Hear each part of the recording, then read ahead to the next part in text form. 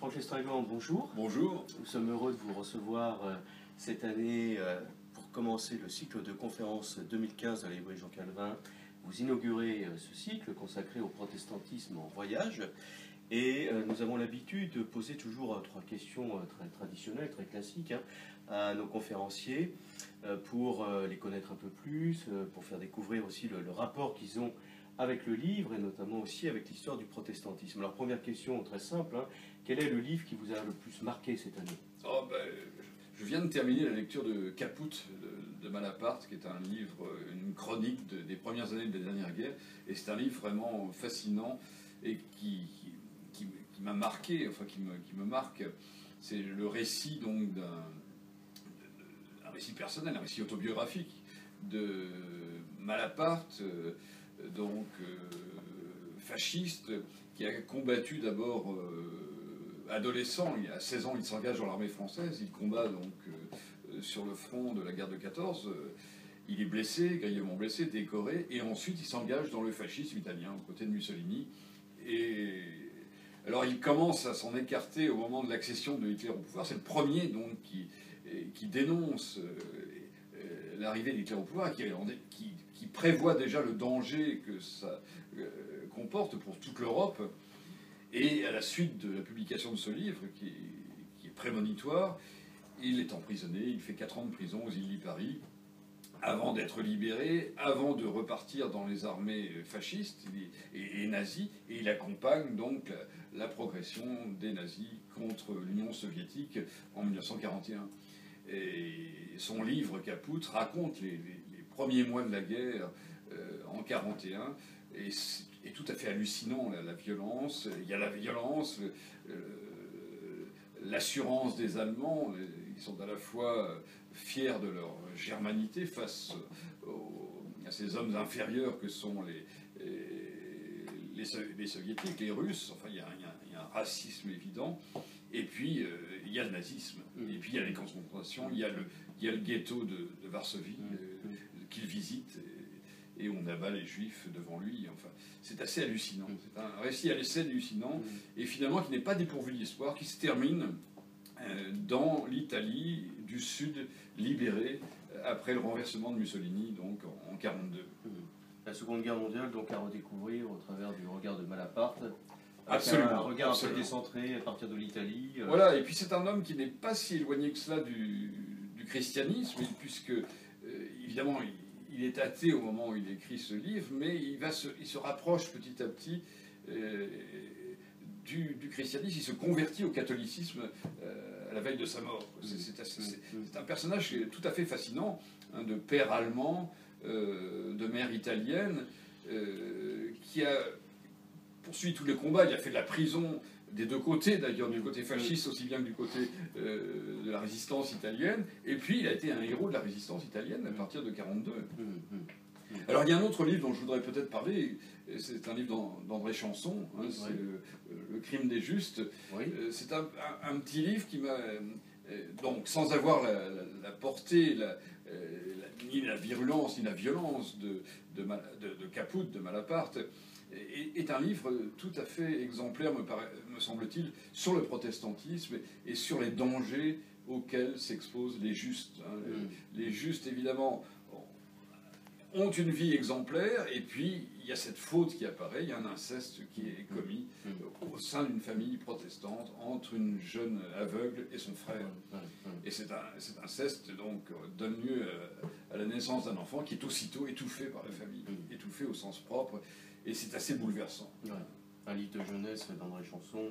Et qui est un très beau livre, un livre court. Le début se lit, avec un intérêt moyen, et puis très vite, quand le drame se produit, à partir de là, on ne lâche plus le livre. Merci Franck Lestragan. Alors vous avez derrière vous une longue carrière d'universitaire. Vous êtes enseignant à l'université de Panthéon-Sorbonne. Paris-Sorbonne, pardon. Et vous avez aussi été professeur invité à plusieurs universités américaines. Vous avez publié de nombreux ouvrages. Je cite évidemment Le Huguenot et le Sauvage, Une sainte horreur, Voyage en Eucharistie, et nous avons même utilisé la publication de Le Testu, votre cosmographie, hein, La cosmographie universelle que vous avez publiée l'année dernière, pour constituer le fond, hein, de notre présentation Protestantisme en voyage. Alors, dans toute cette carrière, quel est votre maître-livre? Qu'est-ce qui vous a le plus marqué? Quel est le livre qui a le plus guidé vos recherches? Alors c'est difficile à dire parce que après tant de livres lus, Oui, tant d'années de lecture, mes parents étaient libraires. Alors j'ai vécu toute ma vie dans les livres et je ne m'en suis jamais séparé. Alors, je dirais peut-être que le livre ou la série de livres qui m'a le plus impressionné, c'est La Recherche du temps perdu de Marcel Proust, hein, que je lisais quand j'étais adolescent et que je me promenais à travers l'Europe en stop, hein, au bord de la route ou de l'autoroute. Je lisais Proust en faisant du stop. Voilà, c'est un souvenir tout à fait précis, et, enfin des souvenirs, parce que j'ai mis quelques années quand même à lire La Recherche du temps perdu, il faut quelques années pour le lire, mais c'est un livre bouleversant que j'ai lu évidemment pas du tout dans les conditions où Proust a écrit son livre. Hein. Je l'ai lu dans des conditions toutes différentes, dans l'odeur et le fracas des poids lourds, et en Allemagne notamment. J'avais un correspondant en Allemagne du Nord, dans le Schleswig-Holstein, et en attendant que quelqu'un veuille bien me prendre, je lisais quelques pages de Proust. Voilà, La Recherche du temps perdu, et le début de la recherche, surtout du côté de chez Swann, à l'ombre des jeunes filles en fleurs, du côté de Guermantes. Et c'est peut-être les livres qui m'ont le plus marqué par la suite. Et je les ai relus beaucoup plus tard, bien sûr, mais je les ai lus sur la route. Voilà. Alors vous avez consacré votre œuvre au protestantisme et au voyage de découverte, notamment au corpus Huguenot, hein, des voyages de découverte. Qu'est-ce que représente pour vous, dans un temps où on va bientôt commémorer les débuts de la Réforme, en 1517, donc 2017, à 500 ans qui viennent de s'écouler après ces débuts de la Réforme, si on fixe traditionnellement la naissance de la Réforme au moment où Luther placarde ses 95 thèses, qu'est-ce que représente pour vous ces débuts de la Réforme européenne? Alors évidemment, si je me suis intéressé au XVIe siècle, on n'a pas encore parlé du XVIe siècle, je parle beaucoup plus du XXe maintenant que du XVIe siècle. J'ai terminé par une biographie d'André Gide, mais c'est vrai que j'ai consacré l'essentiel de mon temps et de mes efforts au siècle où est née la Réforme. Alors pourquoi? Oui, parce que je suis protestant, bien sûr, et c'est de là que tout est né. C'est une période de rupture, une période de révolution.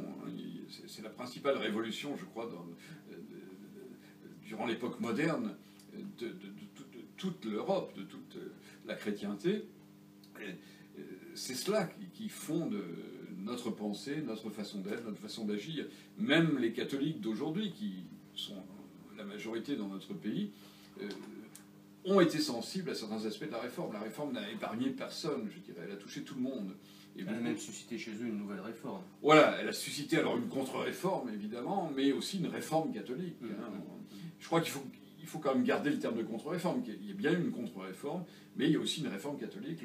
L'Église catholique s'étant réformée, s'étant reprise elle-même pour lutter contre les protestants, contre la réforme, bien sûr. Alors, c'est une sorte... Alors, qu'est-ce que la réforme a apporté? C'est une espèce d'exigence personnelle, enfin,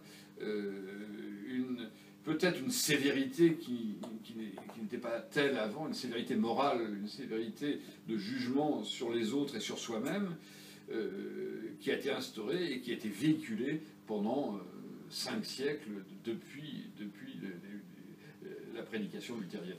Est-ce que vous portez un regard différent sur ce qu'on appelle communément la Réforme? On sait qu'il y a à l'intérieur de cette réforme différents mouvements. Vous avez fait vous-même un formidable documentaire, hein, où vous expliquez les différents courants de la Réforme. Alors, il y a la réforme calviniste, il y a la réforme luthérienne, et beaucoup moins connue, il y a la réforme radicale, l'anabaptisme. Hein. Est-ce que vous portez un regard différent sur ces différentes réformes? Est-ce qu'il y a pour vous une réforme plus qu'une autre? Quel regard vous portez sur ces différents courants? Alors il y a des différences, mais on peut dire qu'il y a quand même un esprit commun, surtout une méconnaissance, même des écrivains actuels, à l'égard des différents courants de la réforme, de l'anabaptisme, du luthéranisme, du calvinisme. Alors je vois quand je suis devant mes étudiants, quand je commence à parler de l'Eucharistie par exemple, et que j'explique la différence qui existe entre luthériens, calvinistes, anglicans, ils sont tout à fait fascinés. Et aujourd'hui, il y a même parmi les écrivains, les gens les plus intelligents de France, parmi les gens qui écrivent le mieux sur cette période, comme Jean-Christophe Ruffin, qui a écrit Rouge Brésil, qui est un bon livre, il y a des erreurs. Il y a des erreurs concernant des erreurs de jugement concernant les protestants, concernant leur manière de vivre. On les représente comme des puritains extrêmes, alors que les protestants ne sont pas si puritains que ça. Ils vivaient aussi, ils avaient une vie, ils avaient une sensualité, mais leurs principes étaient différents. Et ça, c'est mal représenté, c'est représenté schématiquement à travers le modèle anglo-saxon. Le modèle anglo-saxon qui a figé un petit peu, surtout vu de France, ça a figé un petit peu le modèle protestant.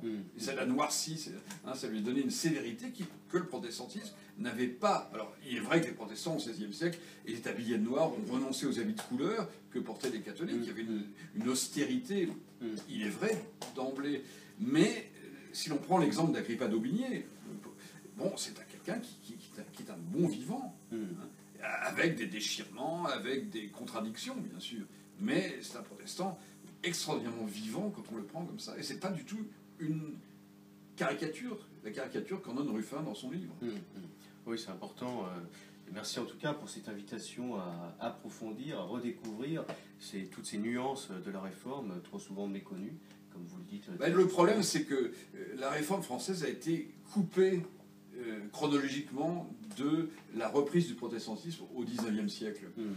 Et je crois qu'on a perdu quelque chose dans cette rupture. Dans la révocation de l'édit de Nantes, il s'est produit la fin une première culture protestante qui a essaimé ensuite dans toute l'Europe et dans tout le monde. Mais, bon, ça c'est une idée tout à fait personnelle et peut-être pas très...